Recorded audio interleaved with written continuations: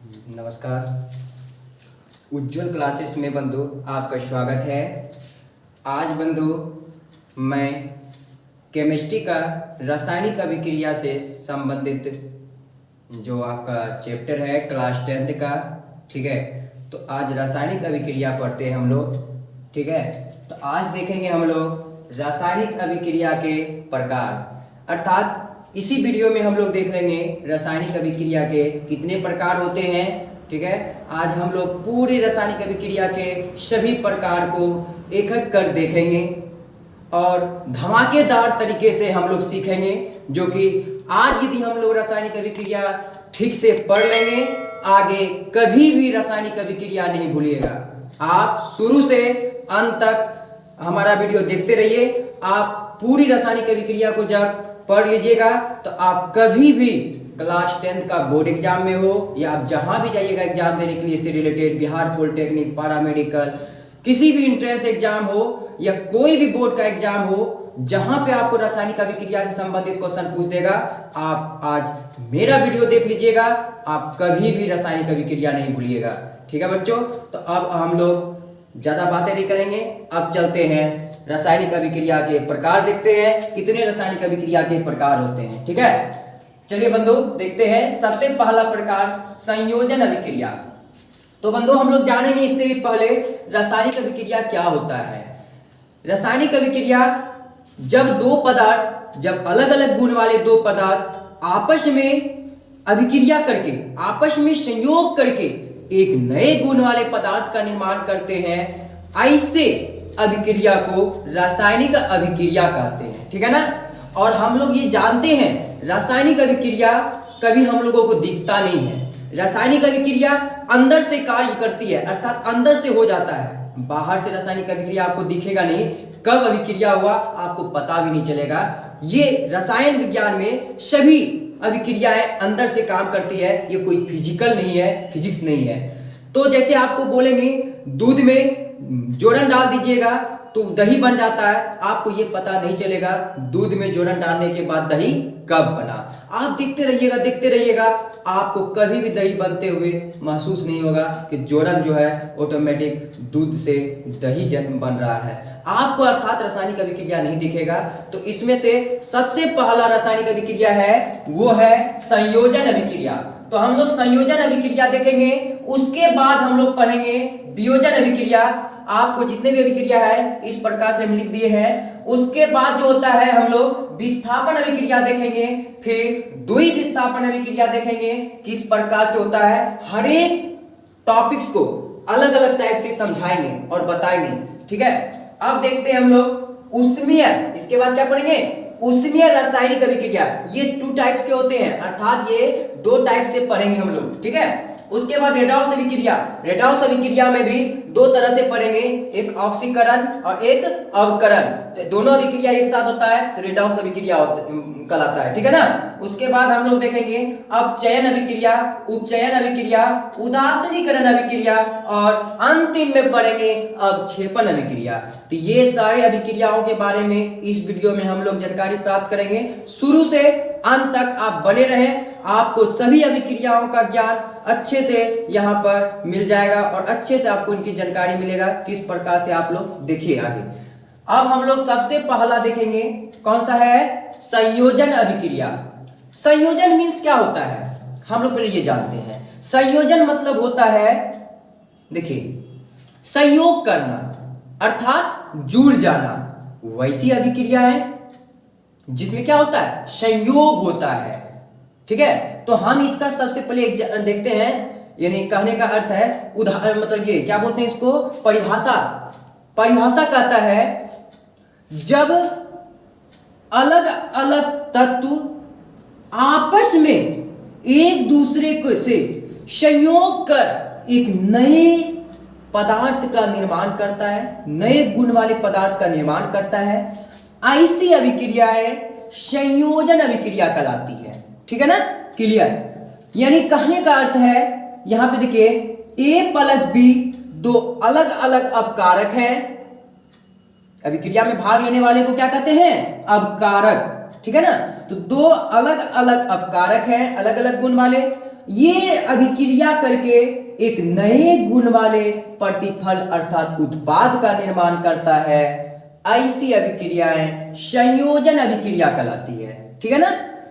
Example में C+O2 बराबर CO2, यानी कार्बन और ऑक्सीजन को मिलने से कार्बन और ऑक्सीजन संयोग करता है और क्या बना लेता है, कार्बन डाइऑक्साइड बनाता है।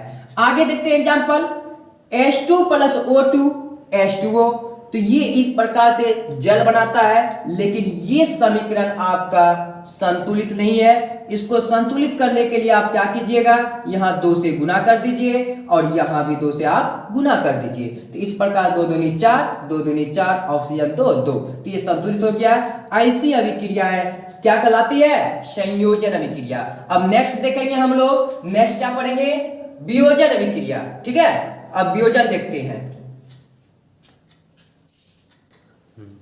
अब हम लोग देखते हैं अगला जो है अपघटन अभिक्रिया, जिसको हम लोग वियोजन अभिक्रिया भी बोलते हैं। संयोजन के बाद वियोजन। वियोजन मतलब होता है, देखिए मित्रों, वियोजन मतलब होता है टूट जाना। वैसी रासायनिक अभिक्रिया जिसमें एक यौगिक अभिक्रिया करके 2 या 2 से अधिक यौगिक का निर्माण करते हैं, अर्थात वो टूटकर 2 यौगिक में विखंडित हो जाते हैं। अलग अलग गुण वाले यौगिकों में वो टूट के अलग हो जाते हैं, नए नए यौगिकों का निर्माण करते हैं। ऐसे यौगिक, ऐसी रासायनिक अभिक्रियाएं क्या कहलाती है, वियोजन अभिक्रिया कहलाती है। ठीक है ना, इसको वियोजन अभिक्रिया कहते हैं। ठीक है, जैसे एग्जाम्पल हम लिए हैं, देखिए यहाँ ध्यान से, CaCO3 यानी चूना पत्थर है।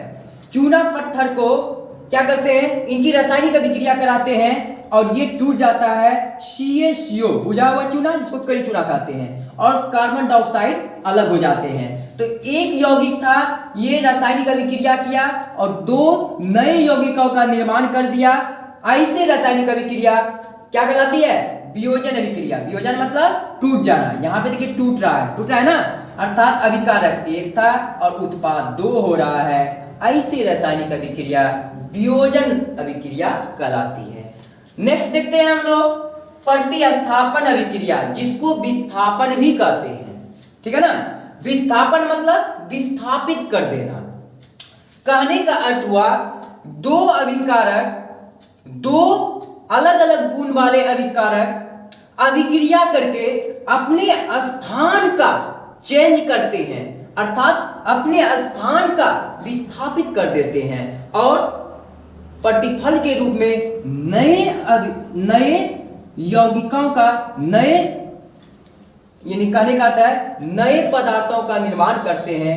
ऐसी रासायनिक अभिक्रिया विस्थापन अभिक्रिया कहलाती है। जैसे आप देखिए Zn और 2HCl भाग लिया रासायनिक अभिक्रिया में, अभिकारक है ये दोनों। यहां पर क्या होता है, ये Zn जो है, Zn Cl के साथ संयोग कर लेता है, मिल जाता है।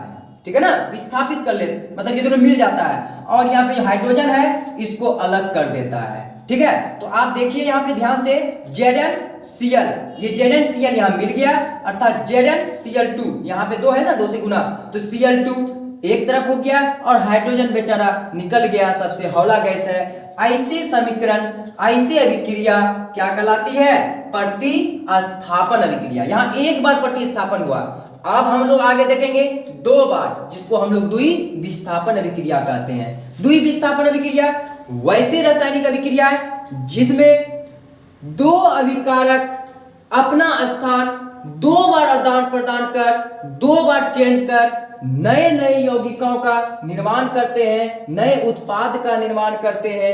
ऐसे रासायनिक अभिक्रिया द्विविस्थापन अभिक्रिया कहलाती है। परिभाषा अपने से बना सकते हैं, ठीक है ना, जैसा आपको परिभाषा अच्छा लगे बनाइए, लेकिन यहाँ पे आप समझिए ध्यान से। कहने का अर्थ ये हुआ कि NaCl एक कंपाउंड था, एक यौगिक था, और AgNO3 भी एक कंपाउंड था। यहाँ पर Na, ठीक है, यहाँ पर Na जो है और यहाँ पर NO3, ये दोनों आपस में संयोग कर लेता है, मिल जाता है एक बार, और इसका जो है ये स्थान मिल जाता है, अर्थात इसका एक तत्व इसका ये वाला तत्व एक साथ मिल जाता है, इसका एक तत्व ये वाला तत्व मिल जाता है। यहाँ पे AgCl प्लस NaNO3 यहाँ नए नए गुण वाले यौगिक का निर्माण करते हैं, 2 बार 2 यौगिकों का निर्माण करते हैं, इसलिए इसको द्विविस्थापन करते हैं, अर्थात 2 बार विस्थापित होना द्विविस्थापन कहलाती है। ठीक है ना। तो अब अगला देखते हैं हम लोग, 5वां क्या है अभी यहां तक, फिर अगला देखते हैं हम लोग नेक्स्ट क्या है। ठीक है बच्चों, अब आगे हम लोग देखते हैं अवक्षेपण अभिक्रिया।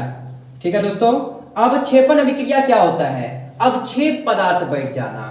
कहने का अर्थ है वैसी रासायनिक अभिक्रिया जिसमें 2 यौगिक आपस में अभिक्रिया कर, यानी 2 अभिकारक आपस में अभिक्रिया कर नए विलयन में, अर्थात कोई विलयन बनता है, उस विलयन में ठोस के रूप में पृथक हो जाते हैं। यानी अभिक्रिया होने के बाद क्या होता है? ठोस के रूप में पृथक हो जाते हैं, नीचे विलयन के नीचे बैठ जाते हैं, जम जाते हैं, अर्थात वो अवक्षेप कहलाते हैं। वही अवक्षेपण अभिक्रिया कहलाती है। अवक्षेप पदार्थ नीचे बैठ जाती है। तो हम लोग एग्जांपल लिए हैं NaCl।